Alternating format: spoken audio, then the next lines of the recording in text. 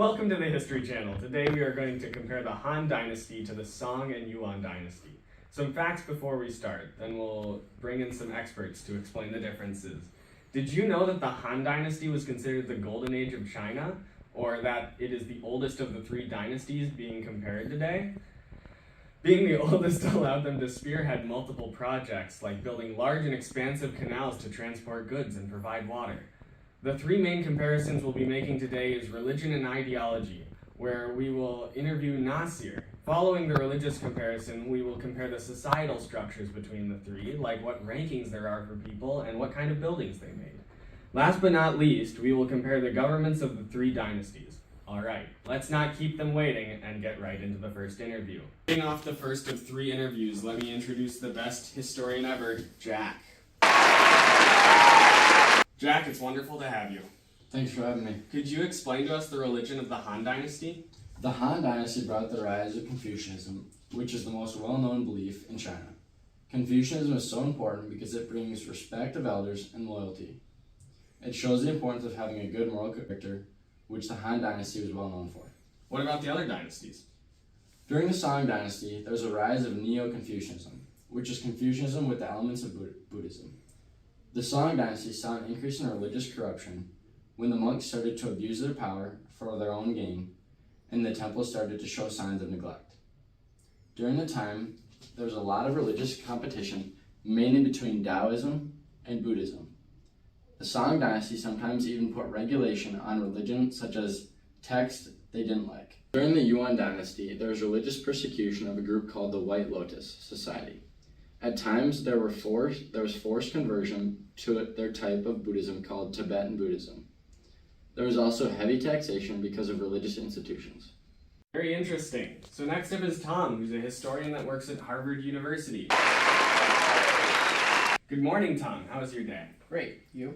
Great as well. Can you talk about how a typical household in the Han Dynasty looks like? Absolutely. So a household in the Han Dynasty is very much like the ones we have today, where it usually consists of a nuclear family, unlike the other dynasties where the households also contained extended family. And each member of the family was treated with different levels of respect due to Confucianism. Very cool. So let me ask you a question, Tom. Yeah? What do you think the Han Dynasty is known for? Well, there are many things that I think the Han Dynasty does better than the other dynasties. One of these things would be human rights. For example, slaves accounted for only around 1% of their population, which was far lower than any other civilization at the time. And the fact that women were able to level civil and criminal charges against men. But I think the biggest thing that they did best would be their advancements in technology. You would argue that the other dynasties were very innovative, like the Song Dynasty, who started using paper money, but that wouldn't have even been possible without the Han. They made some of the most important contributions to Chinese technology, including paper, the water wheel, the first boats to be steered using a rudder, and even a manually operated air conditioning. Impressive. All right, let's move on to the next one.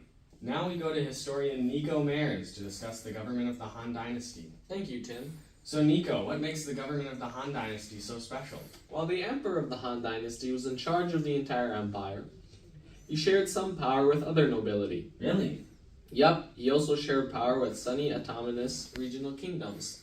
Although towards the end of the dynasty, the power of those kingdoms vanished after an attempted rebellion by those regional leaders to overthrow the emperor. Can you tell us about how the Han Dynasty was ruled? Absolutely. So like every other dynasty in China, it was ruled by an emperor, who was considered the son of heaven. But did you know the emperor of the Han Dynasty was often very young? No way. Yes. However, he was often ruled over by a regent, such as his mother or one of her male relatives. The relationship between them shows the importance of filial piety in this dynasty.